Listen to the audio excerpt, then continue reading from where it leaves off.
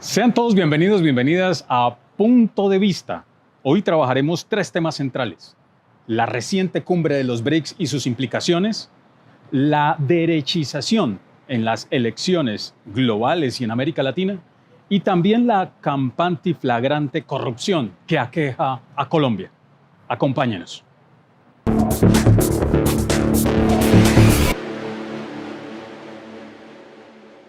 El pasado mes de agosto de 2023 se realizó la cumbre número 15 de los BRICS. Los BRICS son una alianza comercial de 5 países cuyas economías emergentes se alían para poder fortalecer no solamente su crecimiento económico, sino el bienestar de sus ciudadanos. Es una economía que no está anclada o que no depende de los lineamientos de Occidente o de los intereses directos de los Estados Unidos. Durante la pandemia y aún después de la pandemia, los BRICS siguieron consolidándose como un punto de estrategia comercial en crecimiento, mucho más allá del G7, superando incluso el PIB del G7.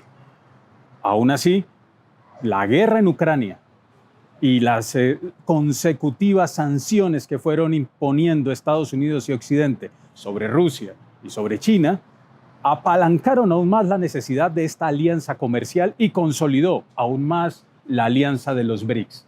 Sumado a ello, tendremos que decir, la sumatoria de sanciones inhumanas impuestas sobre sociedades como Cuba y Venezuela, entre otras.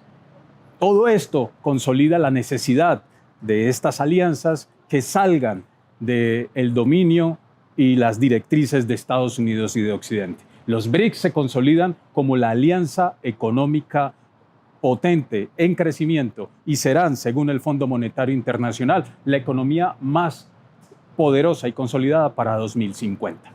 Escuchemos a los expertos. Escuchamos a John Gómez, que hace parte del grupo de trabajo Claxo y es un docente investigador universitario.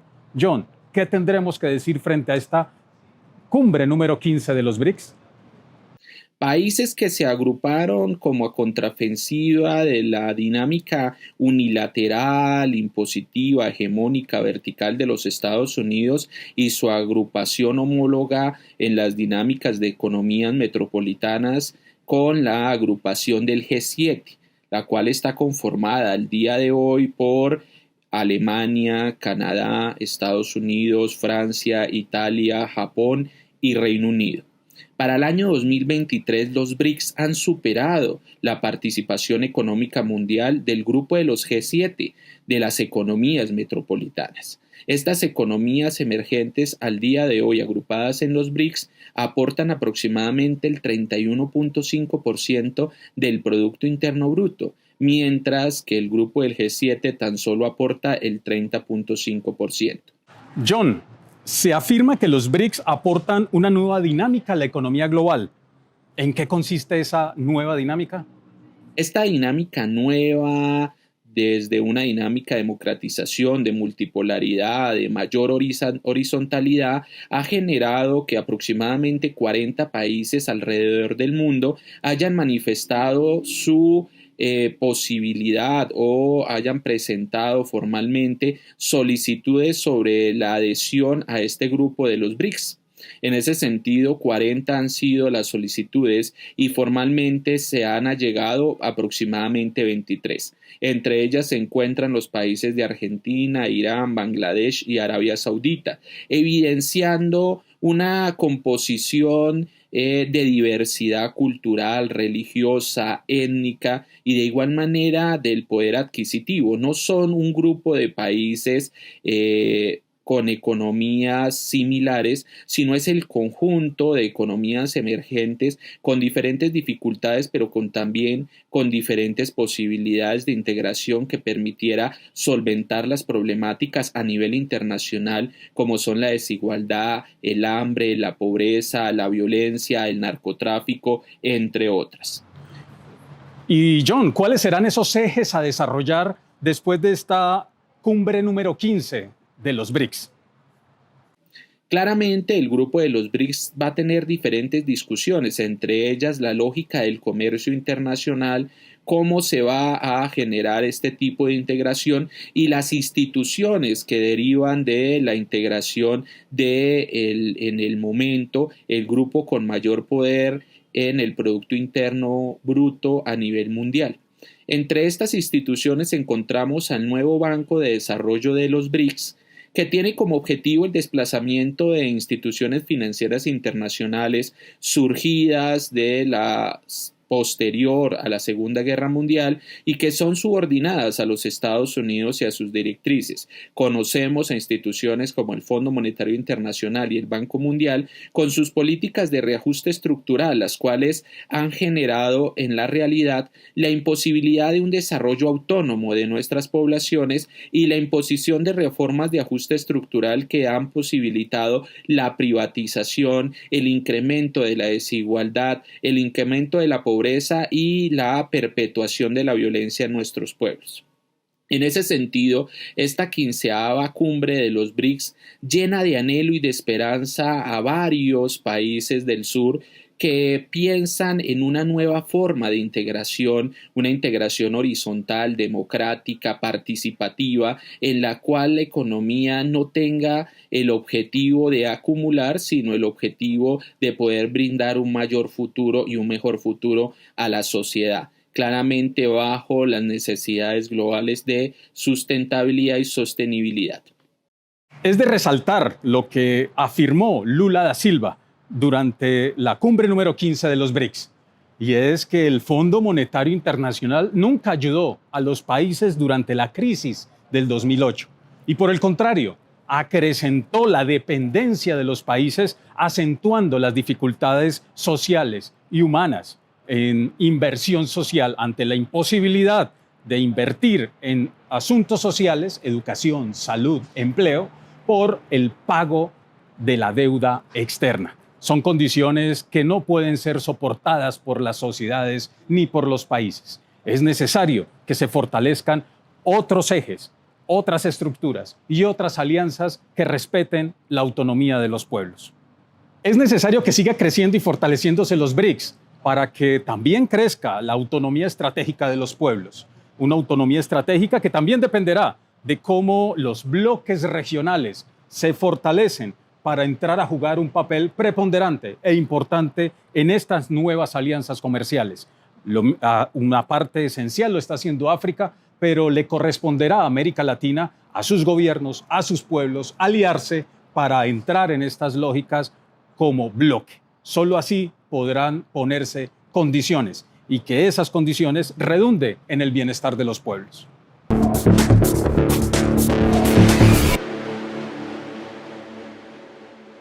En Italia, por ejemplo, la ultraderecha italiana ganó las elecciones regionales en Lazio y en Lombardía. La pérdida de poder político en ambas regiones supone un golpe importante dado su rol económico en estas regiones. En España, hace poco lo vimos, las elecciones regionales evidenciaron un ascenso también de estas tendencias de derecha y de extrema derecha. Hay que estar alertas de estos enfoques y de estas miradas y sus impactos en las sociedades, en el aumento de la desigualdad y en la imposición de un modelo económico que concentra la riqueza en pocas manos. Es importante resaltar que estas tendencias enfocan su mirada en la postura o en la construcción de un relato, la imposición y construcción de un relato, uno negacionista y la otra de una reconstrucción de una historia ficción que consolida héroes a quienes han vulnerado los derechos humanos en el mundo, quienes han propiciado las masacres y atentados contra pueblos como en África y como en América Latina, quienes han apoyado dictaduras que han vulnerado los derechos humanos. Ese relato es necesario tenerlo presente a la hora de hablar de la verdad y hablar de la reparación y hablar de la justicia. Y esa es la conexión con nuestra América. Se vienen consolidando fenómenos que nos traen nuevamente hacia propuestas de derecha y de ultraderecha, como respuesta tal vez a esta ola o segunda ola progresista en nuestro continente. Estas olas están más plegadas hacia fenómenos comunicacionales el manejo de redes y el manejo de los medios masivos de comunicación. Se pliegan a discursos de seguridad, la necesidad de la seguridad de las personas, sobre todo en centros urbanos, para acercar una propuesta autoritaria, lo que llamaríamos un embrujo autoritario. Ese es el caso en Centroamérica de Bukele, con la ampliación de las cárceles, en vez de mayor bienestar social para las comunidades. Es el caso de Bolsonaro en Brasil, es el caso que vimos en Macri y que hoy regresa nuevamente a Argentina con un candidato bastante controvertido, el candidato Milei, que gana las primarias y ahora va hacia las elecciones con cierta favorabilidad. Estos fenómenos necesitamos entenderlos y comprenderlos. ¿Qué está sucediendo en nuestra América? Y se repite el libreto. Nuevamente en Argentina, el libreto que ya había sido instaurado por Trump, y ocurre lo mismo con lo que se ha llamado el fenómeno Milei, que es uno de esos candidatos que se autodenomina libertario, pero con una tendencia netamente, profundamente neoliberal y tremendamente conservadora, a pesar de su nombre. Y lo que observamos es que precisamente es los medios de comunicación que toman como, si se quiere, un bufón que empieza a inflarse, inflarse, inflarse y a crecer en expectativa, a crecer entre los jóvenes, a vender y a tratar de captar ese descontento que no pueden tramitar los partidos tradicionales porque el sistema económico no se los permite. Las salidas son cada vez más difíciles en materia de empleo, en materia de seguridad social. Y entonces se busca un salto al vacío, y ese salto al vacío se está convirtiendo esos gobernantes de derecha. Y es el caso de Milei. Milei es uno de esos candidatos bastante enigmáticos, bastante graciosos, si se quiere, y desde esa gracia, desde esos insultos y desde ese desconocimiento por los derechos de los demás, pues ha empezado a crecer como espuma. Y hoy está y puede ser uno de los candidatos que obtenga la presidencia. Ese fenómeno se está presentando en diferentes lugares en Latinoamérica. Y quien lo ha contenido precisamente son las organizaciones sociales. Ya lo vimos en Bolivia, cómo fueron las organizaciones sociales quienes contuvieron ese golpe, quienes demostraron que con la fuerza de la movilización es posible derrocar esos intentos de golpes nuevos de Estado que tienen ya diferentes formas, el lawfare o esa sanción jurídica. Y también en el caso de Perú, que si bien no se ha logrado en este momento reconstruir el orden social en este momento, pues las organizaciones sociales están mostrando que tienen fuerza movilizándose en las calles con una fuerte represión, pero cada vez más nos muestran cómo es su voz la que tiene que ser escuchada. Y Colombia también es un caso emblemático, porque esas movilizaciones dieron el poder, lograron un gobierno progresista que hoy tiene grandes problemas y obstáculos para precisamente desarrollarse. Esas élites locales y regionales se colocan cada vez más torpedeando el proceso progresista, los avances en salud, en educación. Lo que logramos entonces en la calle se ve refrendado en las urnas, pero tiene un obstáculo cuando se trata de implementar por parte de esos factores reales de poder que cada vez están allí. Escuchamos entonces al profesor Claudio Cas de la UBA, quien nos va a dialogar sobre este fenómeno precisamente en Latinoamérica. Han ido cobrando fuerza como una forma de reacción contra los efectos de la globalización neoliberal. En Europa, en las últimas décadas, se ha expandido el desempleo, la pobreza, el deterioro de los salarios, y los distintos gobiernos han sido partícipes, actores, causantes de gran parte de esos procesos, y la derecha irrumpió como un canal curioso, pero canal al fin, de descontento frente a esta situación, con una bandera muy reactiva, culpando a parte de las víctimas por los sufrimientos de toda la sociedad. En vez de destacar que son los grupos dominantes, los capitalistas, las grandes empresas, los que hacen negocios a costas de los pueblos, los causantes del sufrimiento popular, bueno, ellos han encontrado en los inmigrantes, en las minorías, en los sectores desprotegidos, los los presentan como los responsables de los sufrimientos de una parte del pueblo. Y han ido generando este clima de pueblo contra pueblo, de sectores asalariados nacionales contra sectores asalariados extranjeros, y de esta forma la derecha y la extrema derecha han ganado fuerza en Europa, con muchas contradicciones y diferencias con el pasado, ¿no? Se embanderan con los símbolos nacionales de cada país, pero participan de la Unión Europea, reivindican las monedas nacionales, pero aceptan el euro, defienden la soberanía nacional, pero convalidan la OTAN y la presencia de bases norteamericanas en Europa, y en su gran mayoría se han sumado al bloque que la OTAN ha gestado en esta guerra contra Ucrania. Con lo cual es una derecha sumamente demagógica, muy inconsistente, carente de políticas mínimamente sólidas, y en general, allí donde gobiernan, caso Hungría, caso Polonia, más recientemente Italia, en general mantienen una gestión dentro de los lineamientos de la derecha conservadora clásica.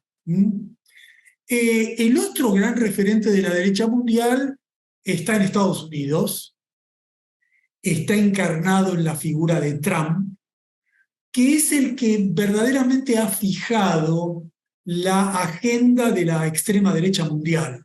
Formación, organización y movilización. 3 herramientas fundamentales con las que podrá contar la organización social y popular para plantar cara a esas nuevas, viejas organizaciones de ultraderecha que hoy pretenden, desconociendo derechos, dar soluciones a problemas de fondo que se han repetido y se han repetido sin que realmente sean la verdadera solución. Sus políticas son tremendamente neoliberales, tremendamente conservadoras y sobre todo negacionistas de los derechos y garantías fundamentales que se han ganado durante años y años de lucha popular. De ahí que sea la organización social con su unidad la que logre poner cara y frente a esos nuevos, viejos movimientos que hoy tratan de dar soluciones negando y desconociendo derechos. Veremos entonces si la organización popular podrá entonces organizarse para más adelante incluso plantear soluciones diferentes al Estado y al mismo gobierno.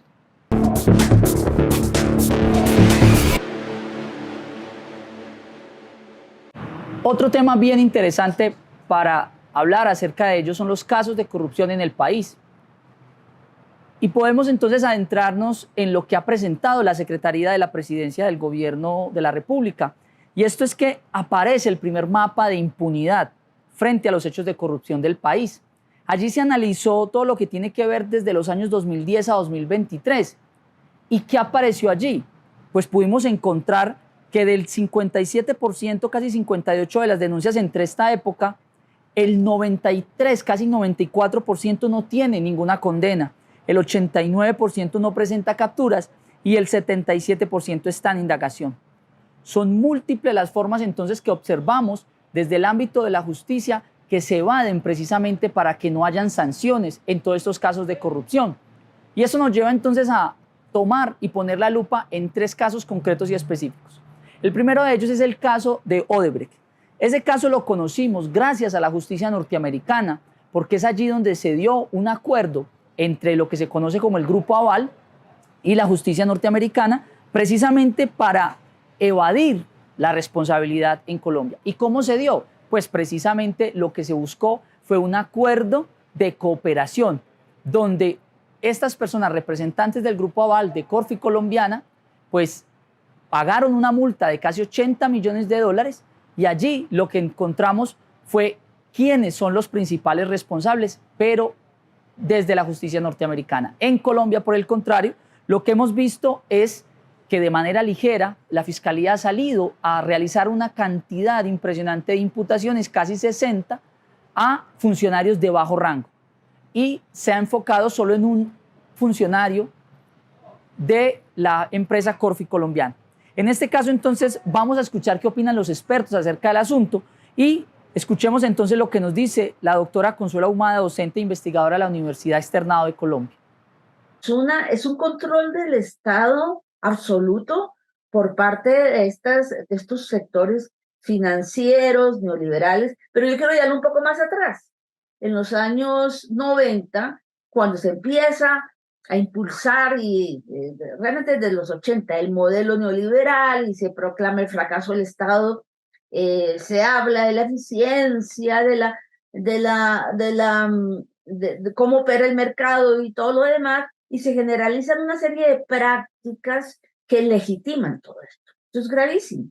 Es decir, no es que antes no hubiera corrupción, pero yo me puse a comparar, yo escribí libros sobre el modelo neoliberal y me puse a comparar, por ejemplo, el grado de corrupción de Gaviria y su familia en ese momento frente a alguien como los Lleras, por ejemplo, favores a sus hijos y demás, pero nada que ver, o sea, las leyes eran unas leyes que respondían a un modelo con fallas, pero que tenía como un objetivo claro, que era este modelo de la CEPAL, con muchas fallas, claro, pero dentro de la dominación de Estados Unidos y todo. Pero a partir del 90 y sobre todo después con el desarrollo tecnológico, el desarrollo de las comunicaciones, una cuestión muy importante para la juventud que nos escucha, que no ha vivido sino la época neoliberal, es decir, los de menos de 30 años o menos de 40 años, están metidos en esto y ven como lógico que el sector privado es el que hace bien las cosas. En 80 millones de dólares. Ese es el estimativo que tiene la Fiscalía General de la Nación frente al gran escándalo que ahora aborda a Ecopetrol. Precisamente es frente a un millonario robo que se ha presentado y se ha tratado de pasar como legal, donde están involucrados funcionarios públicos, empresas transnacionales, particulares, grupos al margen de la ley. Todo esto le ha costado al fisco o le puede costar al fisco uno de los huecos fiscales más grandes del país. En este momento las investigaciones avanzan, pero solo se ha logrado vincular a un grupo de personas de esas que se han denominado gente de bien, es decir, directivos de compañías, personas que ostentan grandes lujos en redes sociales. Vamos a ver hasta dónde nos lleva esta investigación y queremos conocer la información desde el interior de la misma compañía. Vamos entonces a escuchar qué nos tiene para decir el señor Óscar Sánchez Pinto, directivo nacional de la USO. El robo continuado de combustibles, hidrocarburos a Ecopetrol no es nuevo. Nosotros en la línea del tiempo tenemos detectado que este hurto continuado inició con el nacimiento y fortalecimiento del paramilitarismo. O sea, desde principios de los 90, los gobiernos de turno, la clase política tradicional y administraciones de Ecopetrol facilitaron el hurto de combustibles a esa estructura paramilitar para fortalecerse, para financiarse, para agruparse. Eso hay que dejárselo claro a la opinión pública, porque estas denuncias que hoy estamos ratificando la venimos haciendo desde el principio de los 90. Nosotros alertamos del hurto de combustibles, alertamos de la connivencia no solamente de las autoridades de policía y militares, sino de altos administradores por determinar en ese hurto continuado. Pero hasta ahora ha existido total impunidad. O sea, hasta el momento no hay una sola investigación que conlleve a la responsabilidad de funcionarios de Ecopetrol. El puente está quebrado. Así podría titularse la noticia que embarga al país. En 9 años ya son 7 los puentes que se han caído, tristemente, por lo que podemos denominar actos de corrupción. ¿En qué sentido? Pues hablamos de errores de diseño, errores de construcción, ineficiencia, ineficacia, ineptitud de los contratistas nacionales y regionales que están llevando a la destrucción de la infraestructura vial del país, clave para la interconexión y de las regiones con la capital. El último de los hechos que nos pone de presente estos hechos de corrupción, estos actos de corrupción, es precisamente el puente Los Grillos de Boyacá, que conecta Boyacá con Casanare. ya había tenido llamados de atención, ya la comunidad misma había indicado que era fundamental que se interviniera dicho puente. Pero a la negligencia, la falta de cuidado de los contratistas, por desgracia, con un movimiento de la tierra, él se vino abajo. Lo que está demostrando entonces es que cada vez más esas alianzas público-privadas que tanto se pregonaron como la gran solución a la respuesta de la infraestructura vial del país no es más que un obstáculo precisamente para la conexión y para que funcione en debida forma la interconexión vial del país. Lo que hemos visto en los tres hechos, en los tres momentos que presentamos, son desfalcos graves a el presupuesto nacional. ¿En qué se ven reflejados? En falta de educación, en falta de seguridad, en falta de más infraestructura. Precisamente se requiere de más atención, de más veeduría ciudadana, veeduría independiente, veeduría que lleve a que rápidamente se alerte sobre estos hechos de corrupción y rápidamente se intervengan para prevenir precisamente que sigan ocurriendo como están ocurriendo casi un puente por año, lo que no ocurre en ninguno de los países de Latinoamérica. Estaremos entonces atentos e informando sobre cada uno de estos hechos de corrupción para que se pueda evitar con la veeduría ciudadana popular que presentamos. Bien, hemos llegado al final. Hemos trabajado 3 temas. Ahora, la próxima sesión, en nuestro próximo encuentro, seguiremos ahondando temas esenciales en el mundo, en América Latina y en Colombia, para seguir potenciando nuestros puntos de vista.